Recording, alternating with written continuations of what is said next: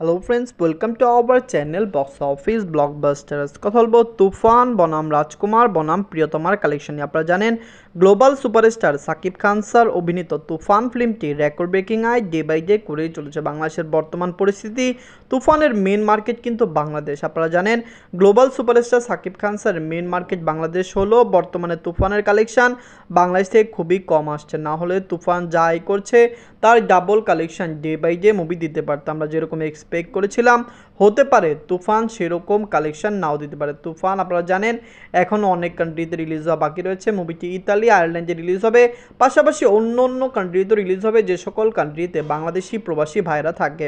তুফানকে Saudi আরবে release করার জন্য অনেক বেশি আগ্রহ চলছে, অনেক ট্রাই করা হচ্ছে। আমরা আশা করছি তুফান প্রথম বাংলা ফিল্ম হবে যেটি সৌদি আরবে রিলিজ করা হবে। কথা বলবো তুফান রাজকুমার প্রিয়তমার 55 দিনের কালেকশন নিয়ে। ভিডিও ভালো লাগে তো লাইক করবেন, এবং এখন যদি বক্স অফিস ব্লগ বা চ্যানেলটি সাবস্ক্রাইব না করে থাকেন, সবার আগে সকল latest update plus box office collection জানার জন্য আমাদের চ্যানেলটি সাবস্ক্রাইব করে নেবেন।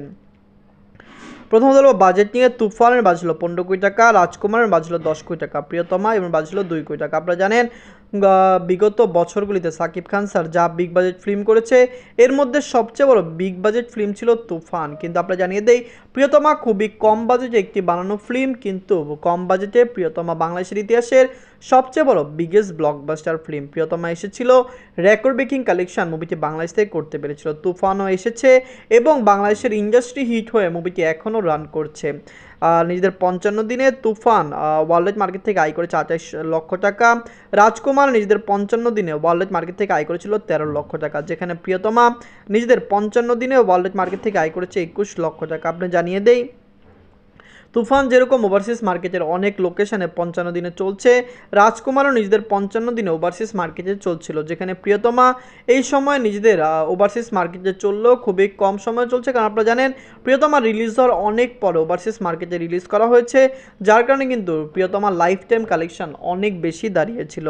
যদি টোটাল গ্রোস কালেকশনের কথা বলি, তুফান বর্তমানে টোটাল গ্রোস কালেকশন করেছে 63 কোটি 28 লক্ষ টাকা, যেখানে রাজকুমার নিজেদের 55 দিনে টোটাল গ্রোস কালেকশন করেছিল 34 কোটি 42 লক্ষ টাকা, যেখানে প্রিয়তমা নিজেদের লাইফ টাইমে টোটাল এই সময় 55 দিন আয় করেছিল 24 কোটি 21 লক্ষ টাকা। রাজকুমার এবং তুফান থেকে অনেক বেশি পিছিয়ে প্রিয়তমা থাকলেও প্রিয়তমার লাইফ টাইম কালেকশন অনেক বেশি ছিল। আপনারা জানেন লাইফ টাইমে কিন্তু প্রিয়তমা 43 কোটি প্লাস বিজনেস করেছে, যেখানে তুফানের বর্তমান কালেকশনই হলো 63 কোটি টাকা, যেখানে আমরা আশা করছি রাজকুমারও ভালো কালেকশন করেছে এবং মুভিটি কিন্তু লাইফ টাইমে 35 কোটি টাকা প্লাস বিজনেস করতে সক্ষম হয়েছে। তুফান গ্লোবাল সুপারস্টার সাকিব খান স্যারের একটি বিগেস্ট ব্লকবাস্টার ফিল্ম। আমরা আশা করছি মুভিটি ডে বাই ডে আরও রেকর্ড আয় করবে। অবশ্যই বাংলা ইন্ডাস্ট্রির হাইস্ট গ্রোসিং ফিল্ম মুভিটি হয়েছে এবং মুভিটি কমপক্ষে 70 কোটি টাকা প্লাস বিজনেস করবে। বাংলাদেশের পরিস্থিতি স্বাভাবিক হলে সিনেমা হল খুললে তুফান আরও বড়সড় আকারে রিলিজ করতে পারে।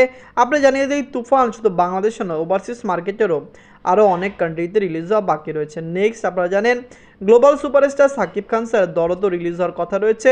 আমরা আশা করছি অনন্য মামুন স্যার খুবই তাড়াতাড়ি দরদ রিলিজ করবেন। দরদ বাংলাদেশের বক্স অফিস কাঁপাবেন এবং আপনারা জানিয়ে দেই, দরদ দিয়ে হতে পারে Shakib Khan sir back to back 4টি 30 কোটি টাকা প্লাস বিজনেসের ফিল্ম দিতে পারে। আপনারা যদি এখনও তুফান না থাকেন, দেখবেন global superstar Shakib Khan sir অভিনীত তুফান ফিল্মটি কেমন হয়েছে।